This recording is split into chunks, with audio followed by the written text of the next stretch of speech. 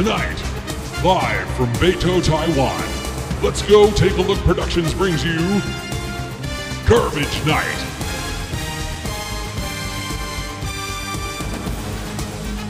And here's your host, Bob Smith. Hi, ladies and gentlemen, and good evening from Datun Road in beautiful Beito. It's a great night for garbage collection, a little breezy, but temps are mild and humidity isn't particularly intense.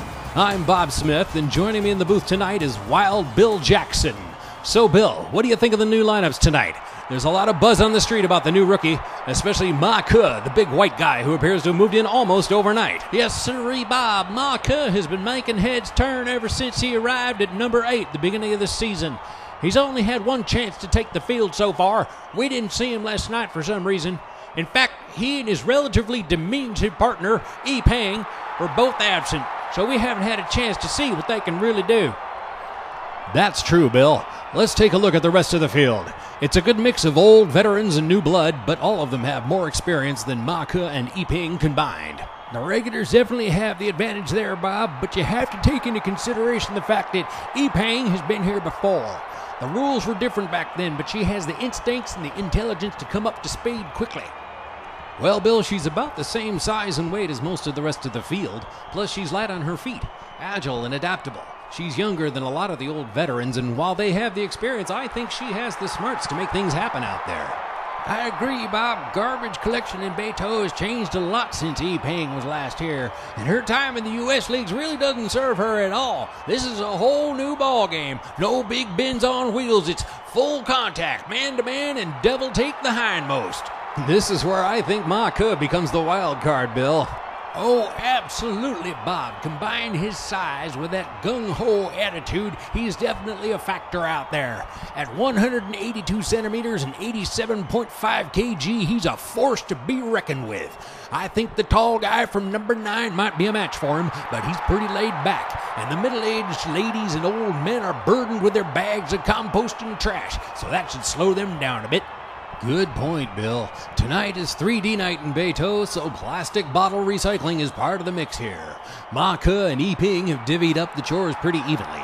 E Pang has the blue 14-liter trash bag, while Ma Ke has the compost in one hand and a couple of shopping bags of water bottles in the other. It looks like a good balance between the two of them. What do you think of their choice to use that old steel pail for compost, Bill? I think that's just inexperience, Bob, especially when you consider that tight lid.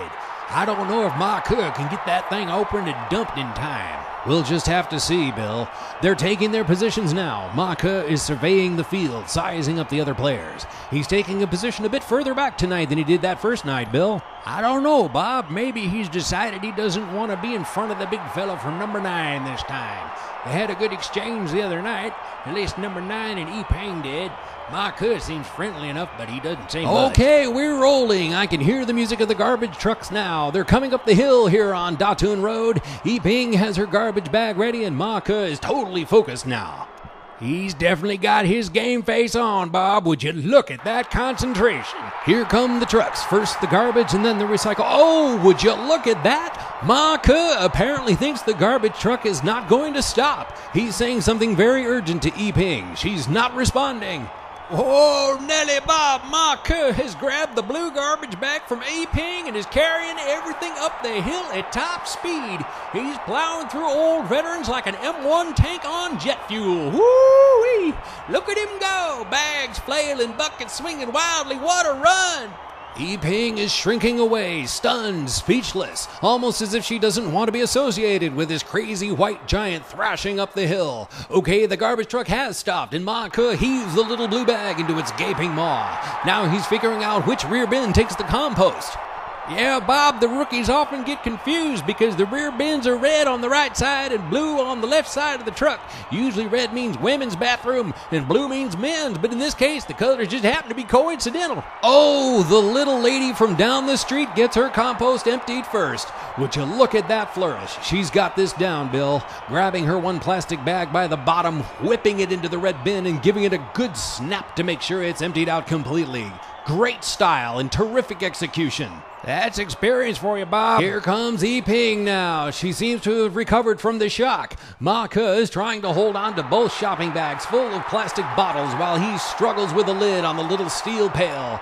Yiping takes the bags from him, but he's still got a stray bottle in one hand. There, he got the lid off the bucket, and he's emptied it over the red bin. A few shakes, and the grapefruit rinds are out. Nicely done. But wait, he's checking the bottom of the pail. Looks like it's not emptied out completely. Oh, now that's a setback. Now he's swiping something with his hand.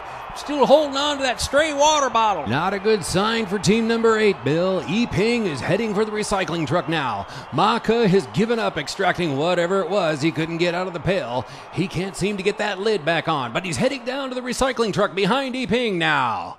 See, Bob, now this is what we were told to expect from Yiping. Style, grace, and elegance. See how she hands those shopping bags up to the handlers? A smile, a quick request to turn the bags, and a thank you as they're handed back. I'm telling you, Bob, this girl's got it down already. That's right, Bill, and here comes Ma Ke now with that stray bottle. He hands it up to the handlers, and with a nod and a shea-shea, he and Yiping are done.